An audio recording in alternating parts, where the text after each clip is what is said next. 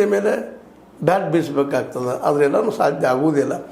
ಒಂದು ಕ್ಷಣದ ಅರಕ್ಷತನ, ಒಂದು ಕ್ಷಣದ ನಮ್ಮ ಮಾನಸಿಕ ಅತಂತ್ರತೆ, ಇವು ಕೆಲವೊಮ್ಮೆ ವಿಕೆಟ್ ಕಳೆದಕ್ಕೂ ಆಗ್ಬೋದು, ಅಥವಾ ರನ್ ಹೊಡೆಯುವಲ್ಲಿ ಶತಕ ತಪ್ಪಿಸೋದು ಆಗ್ಬೋದು, ಮತ್ತಿನ ತಪ್ಪಿಸೋದು ಆಗ್ಬೋದು, ಕಡೆಗೆ ಸೋಲಾಗಿ ಪರಿವರ್ತನೆ ಆಗ್ಬೋದು. ಏನೇ ಇರಲಿ, ಈಗಂತೂ ಸೂರ್ಯವಂಶಿ ಔಟ್ ಆಗಿರೋ ಟೀಮ್ ಅವ್ರದ್ದು RR ಟೀಮ್.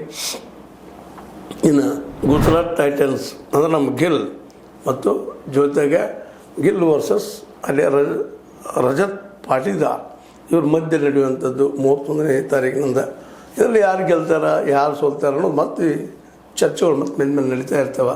ಮಾಡೋಣ ಆ ಸಂದರ್ಭದಲ್ಲೇ. ಈಗಂತೂ ಟೈಟನ್ಸ್ ಟೈಟಾಗಿ ಫೈನಲ್ಗೆ ಎಂಟ್ರಿ ಆಗ್ಯದ. ಇನ್ನು ಫೈನಲ್ ಏನಿದ್ರು ಇದು ಯಾರು ಗೆಲ್ತಾರ ಅವ್ರಿಗೆ ಕಪ್, ಆ ಕಪ್ಪನ್ನು ಅವ್ರು ತೆಗೆದುಕೊಳ್ತಾರೆ. ಸಾಕಷ್ಟು ಅಲ್ಲಿ ಬಹುಮಾನಗಳು ಸಾಕಷ್ಟು ಇದ್ದಾವೆ. ಒಟ್ಟಾರೆಯಾಗಿ ಸೂರ್ಯವಂಶಿ ಸೆಮಿಫೈನಲ್ದಲ್ಲೇ ಸೂತಂಗಾಯಿತು ಅನ್ನೋದು ಅತ್ಯಂತ ನೋವಿನಿಂದ ಹೇಳಬೇಕಾಗಿದೆ. ಬಟ್ ಸೋಲು ಅದನ್ನು ಸ್ವೀಕಾರ ಮಾಡುವಂಥ ಮನೋಭಾವವನ್ನು ಆ ಹುಡುಗನು ಇವತ್ತು ಗಳಿಸ್ಕೋಬೇಕಾಗ್ಯದ. ಬೇಗ ಜೀವನದಲ್ಲಿ ಪೆಟ್ರೋಲ್ ಬೀಳ್ತಾ ಇರಬೇಕು.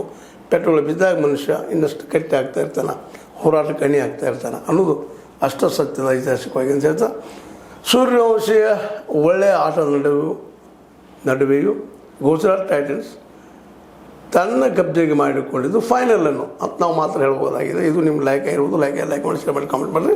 ಜೊತೆ ಸಬ್ಸ್ಕ್ರೈಬ್ ತಿಳಿಸ್ಬಿಡ್ರಿ. S16 ನ್ಯೂಸ್ ಅರ್ಥ ಇದು ಸತ್ಯದ ಕೈಗಳಲ್ಲಿ ವಂದನೆ.